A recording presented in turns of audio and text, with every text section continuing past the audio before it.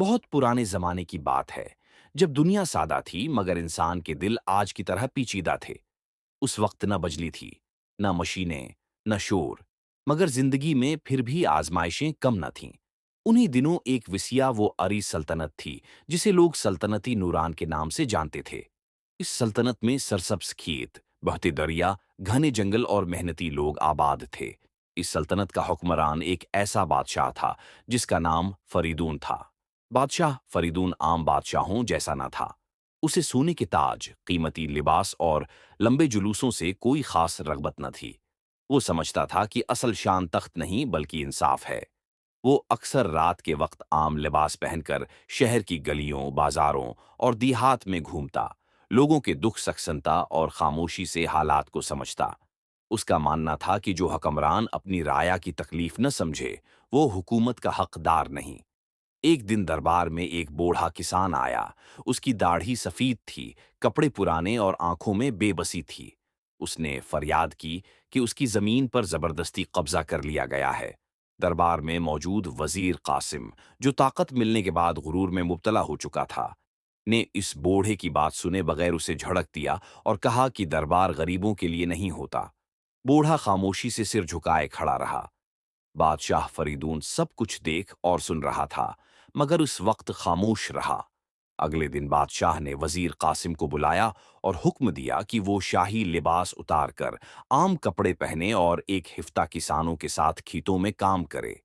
وزیر نے پہلے تو اسے اپنی توہین سمجھا، مگر بادشاہ کے حکم کے آگے مجبور تھا۔ ایک ہفتے تک دھوپ میں محنت، خالی پیٹ اور لوگوں کی تلخ باتیں سننے کے بعد اس کے دل کا غرور پگھل گیا۔ جب وہ واپس آیا تو اس کی آنکھوں میں ندامت تھی۔ وہ بادشاہ کے قدموں میں گر گیا اور معافی مانگی۔ بادشاہ نے اسے معاف کر دیا، مگر یہ نصیحت کی کہ طاقت امانت ہوتی ہے، کھلونا نہیں۔ کچھ عرصے بعد سلطنت میں قحط پڑ گیا۔ بارشیں نہ ہوئیں، فصلیں سوکھ گئیں اور اناج کی قلت ہو گئی۔ دربار میں مشورہ ہوا کہ جو غلہ بچا ہے وہ صرف امیروں اور فوج کے لیے محفوظ رکھا جائے۔ اسی وقت ایک کمزور سا بچہ، جس کی عمر 10 برس سے زیادہ نہ تھی، آگے آیا اور نہایت سادگی سے بولا کہ اگر غریب مر گئے تو امیر کس پر حکومت کریں گے؟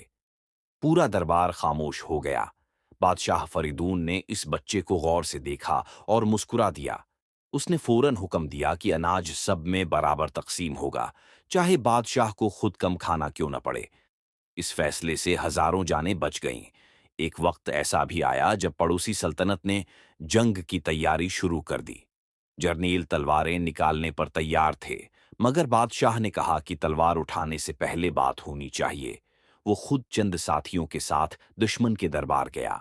وہاں معلوم ہوا کہ ساری دشمنی ایک غلط فہمی کی وجہ سے تھی۔ بات چیت ہوئی، دل کھلے اور جنگ ٹل گئی۔ دونوں سلطنتوں میں امن قائم ہو گیا اور ہزاروں بے گناہ جانیں بچ گئیں۔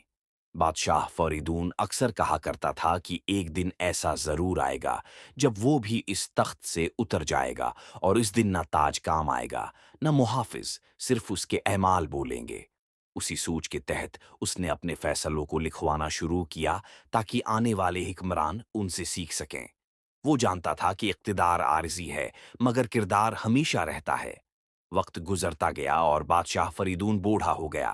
اس کے بال سفید اور قدم کمزور ہو گئے، مگر اس کا دل آج بھی مضبوط تھا۔ اس نے ایک دن اعلان کیا کہ وہ تخت چھوڑنا چاہتا ہے اور اگلا بادشاہ وہ ہوگا جو سب سے زیادہ لوگوں کی خدمت کرے گا۔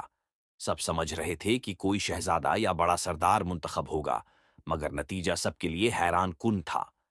ایک عام درزی، جس نے ساری زندگی خاموشی سے یتیموں، بیواؤں اور مسافروں کی مدد کی تھی، منتخب ہوا۔ بادشاہ فریدون نے اسے تخت پر بٹھاتے ہوئے کہا کہ حکمرانی خون یا دولت سے نہیں ملتی، بلکہ کردار سے ملتی ہے۔ اس کے بعد بادشاہ نے دنیا سے رخصت لی، مگر اس کا نام لوگوں کے دلوں میں ہمیشہ کے لیے زندہ ہو گیا۔ آج بھی جب بزرگ اپنے بچوں کو کہانیاں سناتے ہیں تو وہ بادشاہ فریدون کا ذکر ضرور کرتے ہیں، کیونکہ اس کی زندگی ہمیں یہ سکھاتی ہے کہ انصاف سب سے بڑی طاقت ہے۔